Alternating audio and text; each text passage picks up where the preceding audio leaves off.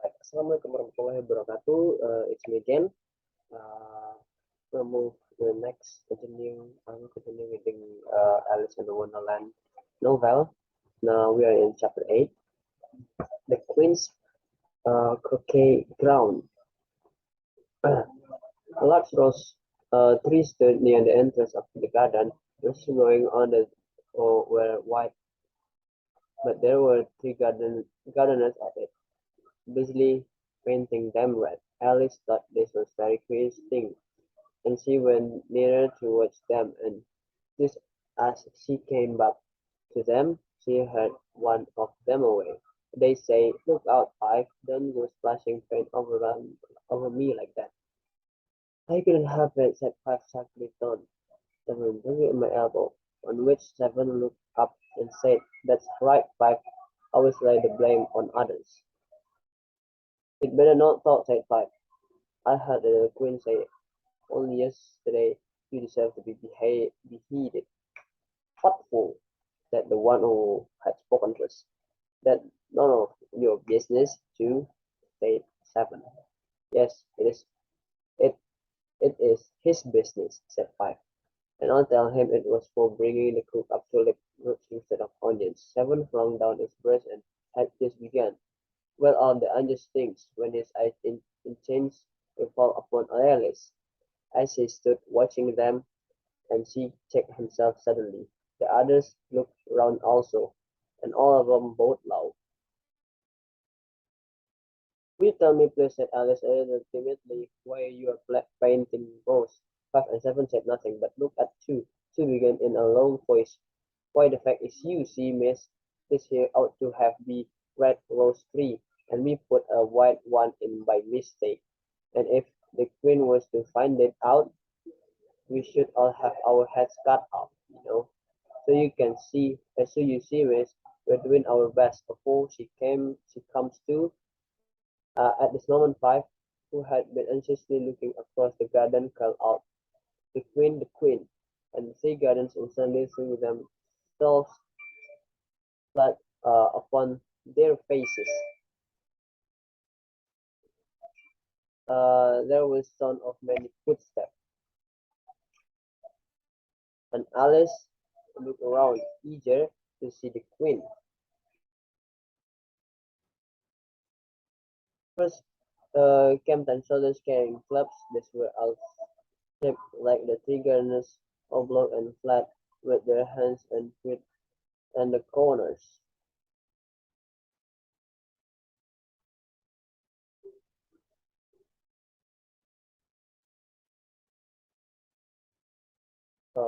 Steps like trigonus oblong flat and facility.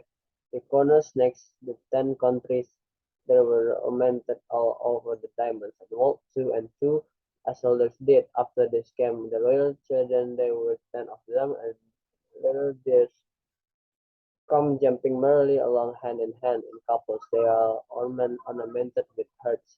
Next came the guests, mostly king and queens, and among them Alice recognized the white rabbit. It was walking in a hurried, nervous manner, smiling at everything that was said. When, without noticing her, then followed the knave of hearts, knaving its kings and crimson velvet cushions. And last of all, this came from processions came the king and queen of hearts. Alice was a little doubtful whether she ought to not lie down on her face like the three gardeners, but she could not remember ever having heard of such a rule at processions, and besides, what would be the use of procession, she thought, if people had all to lie down on their face so that they couldn't see it? So she stood where she was and waited.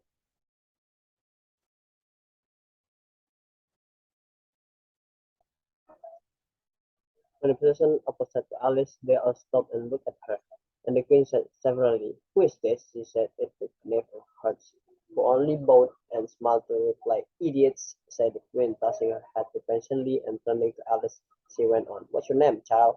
"My name is Alice." "So please, your Majesty," said Alice very politely.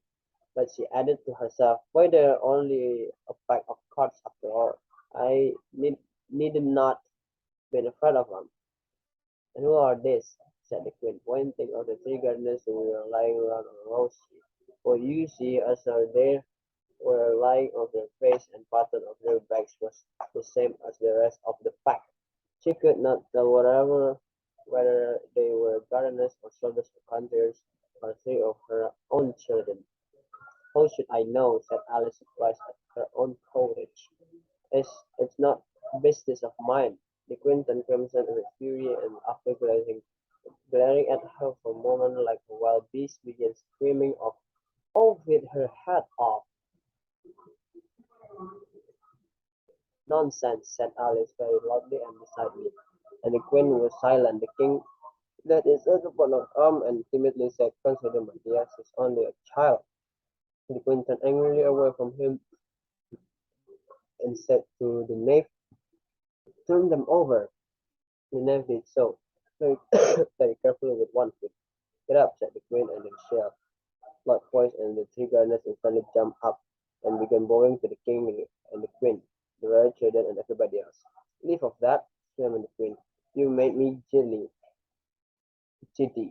And then, turning to the rose tree, she went, what have you been doing here? If it please your majesty, replied Chu in a very humble tone, going down in the tree in the knee as she spoke. We were trying, I see, said the queen, who had meanwhile been examining the rose off with their hats. And the procession moved on, the arms of the gardeners who ran to Alice for protection.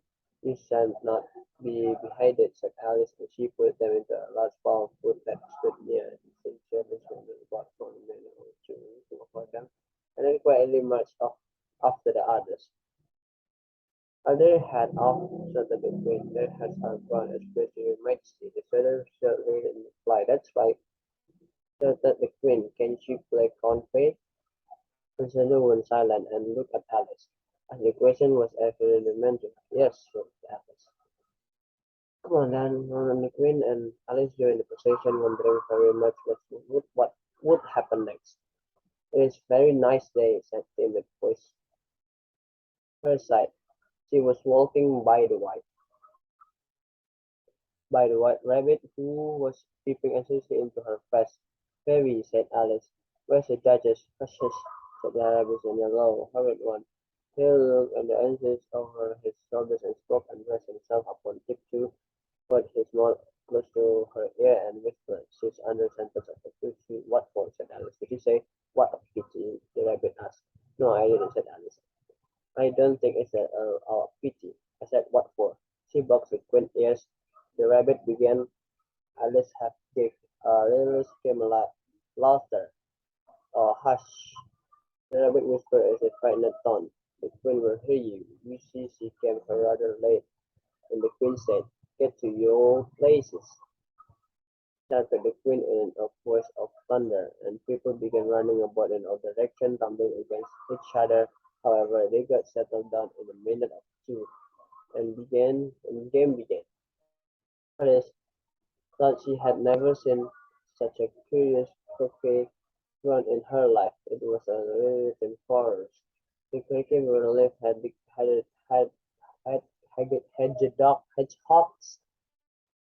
the mallets like flamingos, and the children had to double themselves up to stand their hands and feet to make the arch.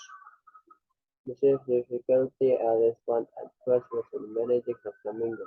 She succeeded in getting its body tucked away comfortably enough under her arm, with its leg hanging down, but generally just as she had got its neck nicely straightened out and was going to give the hedgehog a blow with its head. It would twist itself round and look up into her face with such puzzled expressions that she could not help bursting laughing. And when she had got its head down and going to begin again, it was very provoking to find that the hedgehog had rolled itself and was in the fact of throwing away. Besides all this, there was generally a ridge or furrow and wherever she wanted to send the hedgehog to, and as the doubles up soldiers were always getting up of walking off to other parts of the ground, Alison came to the conclusions that it was very difficult game indeed. To press and all play it at once without waiting in turns, quarrelling and wild and fighting the hedgehog. In a very short time the queen was very patient and went stamping out and shouting, "Off his hat!" or "Off his her hat!" about once in a minute. Alice began to feel uneasy, to be sure. She had not recently dispute with the queen, but she knew that it might happen in a minute. And then, thought she, what would become of me? They're dreadfully fond of behaving people here. The great wonder is that there's anyone left alive. She was looking about for some way of escape and wondering whether she could get away without being seen, when she noticed a curious appearance in the air. It puzzled her very much at first, but after watching in a minute or two she made it into a grin, and she said to herself, "It's a Cheshire cat. Now I always have somebody to talk to." How are you getting on?" said the cat, as soon as there was mouth enough for it to speak with. Alice waited till the eyes appeared and not. "It's not the use speaking to it," she thought, "till its ears have come, or at least one of them." In another minute the whole had appeared, and then put down her flamingo and began a count of the game, feeling glad she had someone to listen to her. The cat seemed to think that there was enough of it now in sight, and no more of it appeared.